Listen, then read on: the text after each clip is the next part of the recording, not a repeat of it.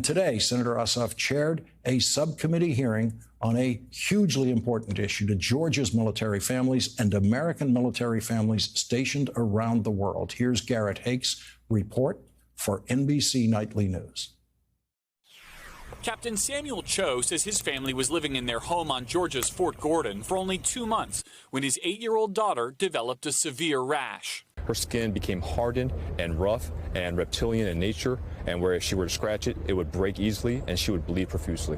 He says a base physician diagnosed her with severe atopic dermatitis, blaming mold in their home as the likely cause, kicking off a months-long battle with the base's housing contractor, Balfour Beatty. First to remove the mold, then to break their lease when the company failed to do so. I can't imagine how frustrating that must be for you as a dad to want to be able to help your daughter. Absolutely. We found it very frustrating because it was delayed over and over and over again. Balfour Beatty operates more than 43,000 homes at 55 U.S. bases.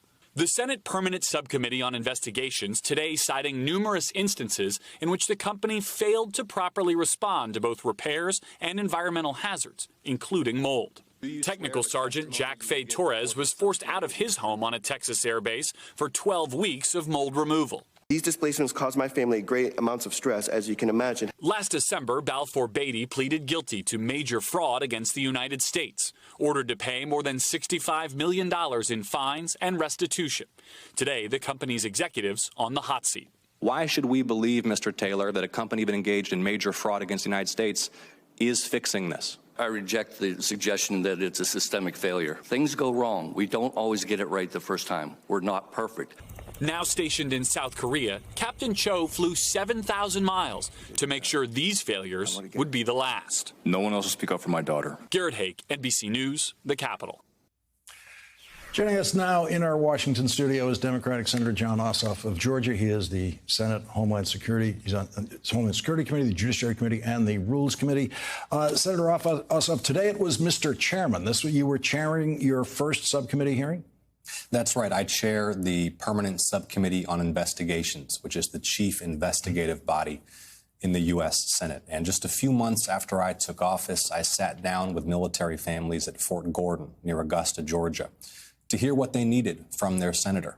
And they told me nightmarish stories about the conditions they endured in housing on post and the appalling treatment that they suffered at the hands of the company that managed the housing. I told them I would take action, launched an 8-month intensive bipartisan investigation. As the chair of this subcommittee, we reviewed tens of thousands of pages of documents. We interviewed dozens of witnesses. Today, we released our findings, and we held this hearing to spotlight some of the heroic stories of these service members. These are folks who give so much for our country. They sacrifice so much. They and their families should not have to sacrifice a safe home. We're talking about kids getting sick, living in military housing on bases in the United States. It's a travesty, and that's why I've been so committed to this investigation and to holding to account those who are responsible. So what is the solution? Well, what I've done is establish the facts, and that's step one. Step two is for Congress to engage with the Pentagon and the Department of Justice to determine if the solution is legislative or administrative. The company responsible for this ongoing mistreatment was engaged from 2013 to 2019 in a scheme to defraud the United States. And what our investigation revealed is that the mistreatment of military families is ongoing. We have established those facts through our investigation. Now the work is to develop legislative remedies. We're going to get to the mess of Republican Georgia politics in a minute, but I want to stay with this because one of the reasons I want to talk to you tonight is that this is an example of what I guess we would call quiet bipartisanship happening in the Senate. Things like this, work like this is getting done in the Senate, but it's not grabbing those headlines in the way that other things do. What can you tell us about what it's like when you're actually engaged in real bipartisan work like this on the committee? Well, look, this is why I ran for office, is to use the power of the Congress to serve my constituents, to serve the people.